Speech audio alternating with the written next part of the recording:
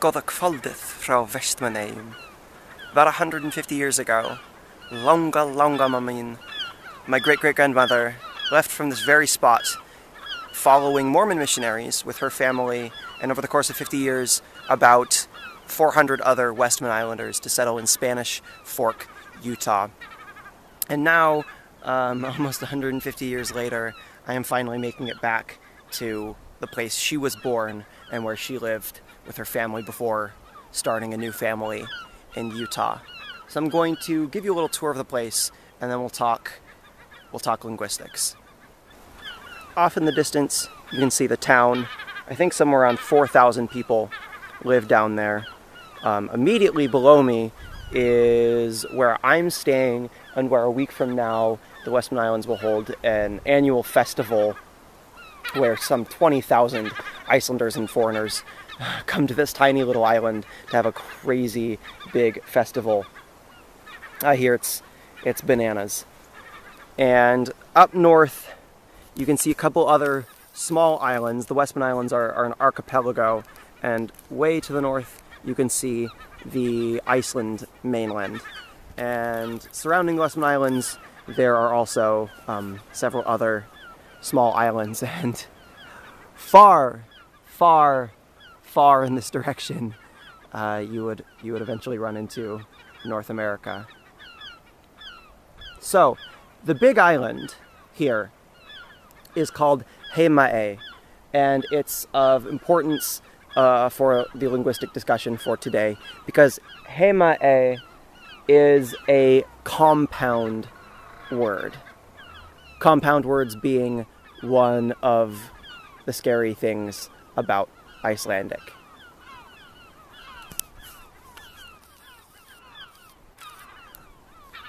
Also, almost forgot to point it out, but that little mountain in the distance, Eldfell, is a volcano. Eldfell being like fire hill, fire small mountain. And in the 70s, this erupted, covering a bunch of houses and this entire far point of the island. This did not exist 50 years ago. This is new, fresh lava flow, and it happened to cover the house where my great-great-grandmother was born. Okay, let's talk compound words. Another aspect that makes Icelandic appear, and to a degree actually be, difficult to understand and learn. So like I said, I'm here at Heimaey, which in Icelandic is written as one word. And this isn't so scary. It means home island. A means island.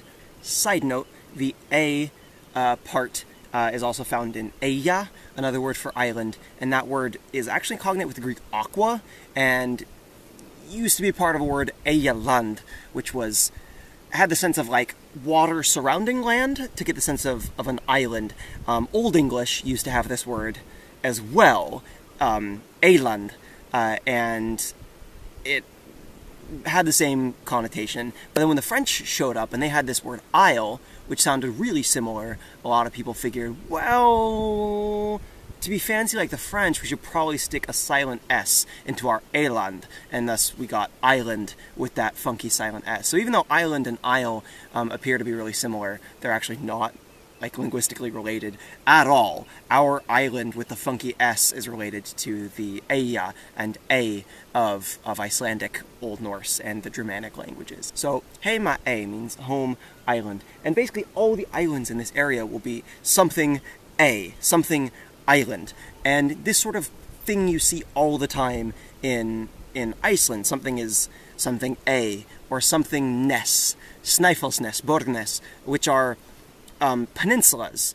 Reykjanes are peninsulas, and they just take that name all together. Or like Eldfell, fire, small mountain, or Fjalla in some words, which is also a generally larger mountain. The other one you see all the time is Jökull, which is a glacier. So you'll see Vatnajökull, Langajökull, or like the famous one, Eyjafjallajökull, which we will talk about to completion today. Eyjafjallajökull simply means Eyja, island, Fjalla, mountain, Jökull, glacier. And so that's the name of that volcano, the Eyjafjallajökull. When you see it in one bunch, that's scary, but when you know how to parse things out, not only is it easier to read, but it kind of tells you a little bit about the place, much like Vatnajökull is water glacier, but I guess that doesn't really tell you anything, because, duh, it has water. And it goes beyond place names. So many words in Icelandic are simply basic compound words which describe them. Anyone that speaks or has learned German will find this very familiar. And I actually think a lot of these Icelandic words tend to be kind of really cute. So, for example, the word eldhus.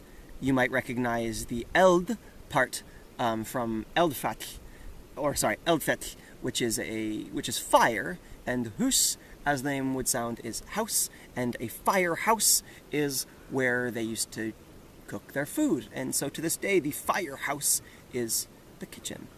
Some of my other favorite compound words are glerauga, or glass eye, for glasses.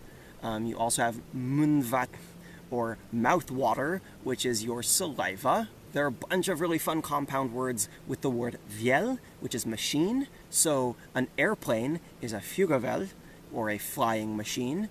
A camera is a myndvél, or picture machine. And mynd, picture, also comes in possibly my favorite compound word ever, which is húsamynd, or like thought or mind picture, which is an idea, which is super adorable.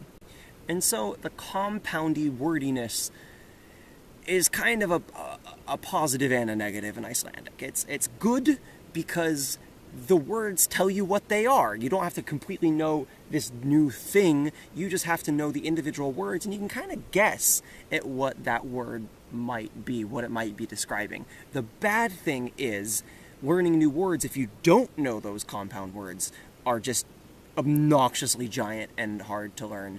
And especially for someone who knows no Icelandic, they just look like these giant monstrosities of consonants and vowels. Next video, we'll be talking about what is probably the deepest, darkest, scariest aspect of Icelandic, which is declension. But we'll save that for next time.